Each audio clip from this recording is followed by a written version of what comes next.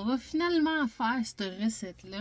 Ça fait quand même un bon petit bout qu'on me la demande, celle-là. J'en ai déjà parlé, puis ben c'est cool que ça vous intéresse. C'était pas le thème de la rhubarbe. Fait que là, aujourd'hui, c'est la partie 1. Faut quand même être patient pour faire du vin de rhubarbe, là. On a bien beau le commencer aujourd'hui. On est le 1er juin, au moment où je coupe ma rhubarbe. Ce vin-là sera pas prêt à être bu avant décembre.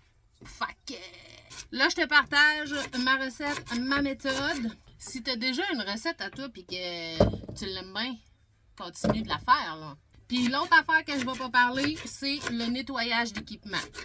Fais tes recherches. Là, aujourd'hui, on parle juste de la recette. Tu vas avoir besoin de nettoyer ton équipement.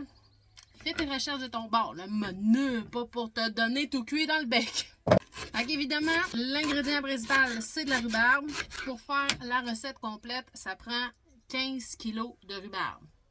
Ça en prend pas mal. Pour être complètement honnête avec toi, ça donne quand même plusieurs bouteilles. Mais là, présentement, je pourrais pas te le dire combien ça va m'en donner. Ça doit faire 3 ans que je ne l'ai pas faite, celle-là. Fait que je m'en souviens plus.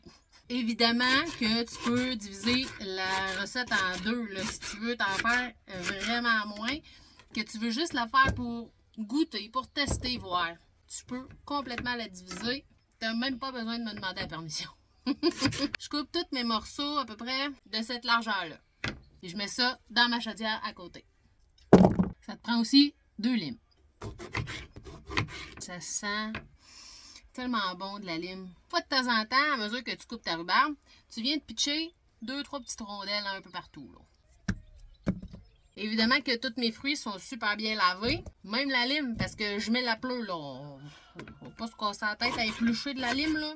Mais elle est super bien lavée. Quand tu as une bonne couche de fête, l'ingrédient ajouté, ça va être du sucre aussi. Pour aujourd'hui, j'aurai besoin d'à peu près 1 kg de sucre. Ça va m'en prendre plus tard dans mes étapes, mais pour aujourd'hui, 1 kg, ça va faire. Quand tu as une bonne couche de rhubarbe, tu vas venir saupoudrer une couche de sucre.